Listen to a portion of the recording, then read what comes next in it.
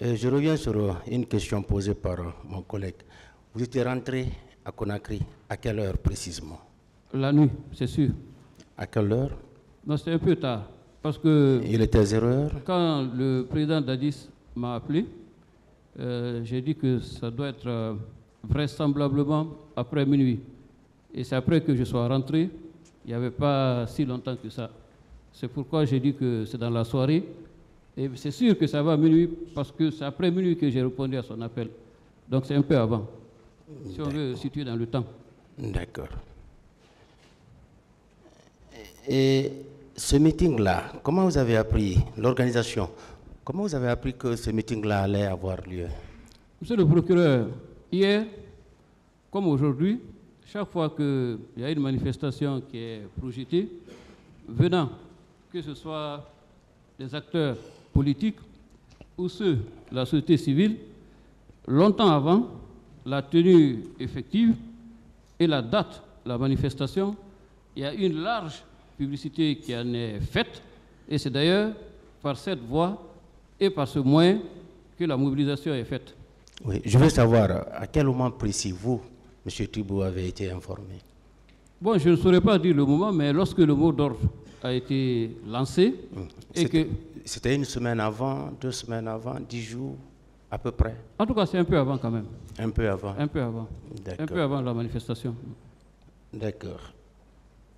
Est-ce que vous aviez remarqué la présence répétée des leaders religieux au niveau de la présidence et pour rencontrer le président Dadis afin d'éviter tout ce qui est arrivé? Est-ce qu'il venait là souvent et il n'avait pas la chance de le rencontrer? Monsieur le procureur, je pourrais vous dire que pratiquement tout ce que la Guinée comptait à cette époque, de fonctionnaires, d'hommes d'affaires, de religieux, d'hommes politiques, se sont succédés et relayés autour du capitaine Moussa Dadis Camara. Ce n'était pas une fois, ce n'était pas 2 fois. Il avait des rencontres fréquentes avec l'ensemble des acteurs, qu'ils soient issus de la société civile, de la société politique ou de la notabilité religieuse. C'est vrai que je ne suivais pas son agenda parce que, comme je l'ai dit, je n'étais pas en permanence au camp Al-Faya. J'y allais le plus souvent lorsqu'on m'y appelait parce que je n'avais pas de bureau et je n'avais pas de mandat qui m'obligeait à avoir une présence continue au camp qui était le siège de la présidence. D'accord. À la veille de ces événements, est-ce que vous avez remarqué leur présence pendant la nuit là-bas? Non. D'accord. Et juste avant ce 28 septembre, est-ce que vous pouvez nous décrire l'atmosphère qui prévalait à la présidence? Ou bien vous n'avez rien remarqué de spécifique? Comme je disais, avant le 27, tout le monde sait que le travail se faisait la nuit. Et comme partout où il y a un siège du pouvoir, il y avait toujours de l'affluence. Chacun venait poser son problème. Il y en a qui venaient pour avoir les faveurs. Bref, il y avait l'affluence habituelle liée. Par rapport à ces événements, est-ce que vous n'avez rien appris à la présidence? Non, est-ce pas que du des tout. dispositions n'étaient pas en train d'être prises? Non, monsieur le procureur. Vous n'avez pas remarqué cela? D'accord. Vous dites que c'est votre téléphone qui a été utilisé pour appeler le président Sidia. Il y avait combien d'officiers à côté lorsque le président Dadis parlait avec le président Sidia? Je n'ai pas très bien compris. Il y avait combien d'officiers à côté d'eux lorsque vous appeliez le président Sidia? Je crois que, si je me souviens, il y avait à peu près 3 ou 4 personnes de sa protection personnelle parce que, comme je l'ai dit, et je le répète, le capitaine Moussa Dadis Camara n'était jamais pratiquement seul. Ce jour d'ailleurs, exceptionnellement, il y avait peu de monde. Sinon, son bureau ne désemplissait pas et parfois même, il y avait du mal à se faire une place. Les 3 personnes-là, vous vous rappelez de leur nom? Non, c'était des... Ce qui est sûr, c'était des hommes en tenue, mais je ne saurais dire qui c'était exactement. Le colonel Tchebro était présent? Moi, je ne me souviens pas l'avoir vu. Mais en tout cas, il y avait Au moment où vous appeliez le président Sidia, il n'était pas présent?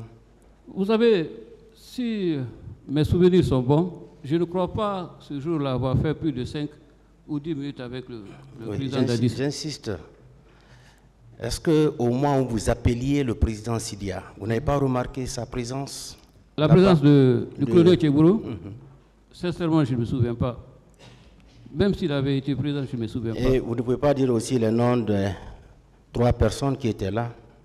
Non, je dis à peu près 3 à 4 personnes. Je ne saurais dire avec... Vous ne connaissez personne? En tout cas, il y avait d'autres personnes que moi.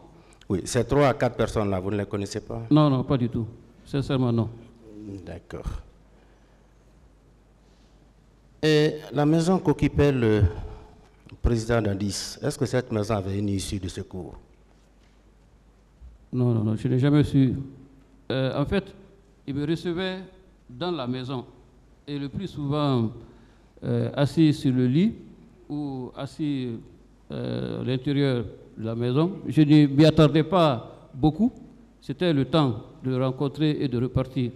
Sincèrement, son intimité ou ses appartements privés, je ne peux pas en donner les détails. D'accord. Est-ce que vous connaissez quelque chose du régiment? Vous avez entendu parler du régiment? Oui. Régiment, vous avez entendu parler? Oui, j'ai entendu parler du régiment, comme la garde présidentielle. Qui était le commandant? Sincèrement, je ne le sais pas. Vous ne vous êtes jamais intéressé? Les questions militaires et de sécurité, monsieur le procureur, lorsqu'on est civil, c'est un péril de s'y intéresser. Parce qu'on va vous poser la question du pourquoi de votre intérêt pour ces questions. D'accord. On voit que vous n'avez pas été dans l'État. Oui, bien sûr. La division du travail, comme avec la justice. Nous sommes des profanes.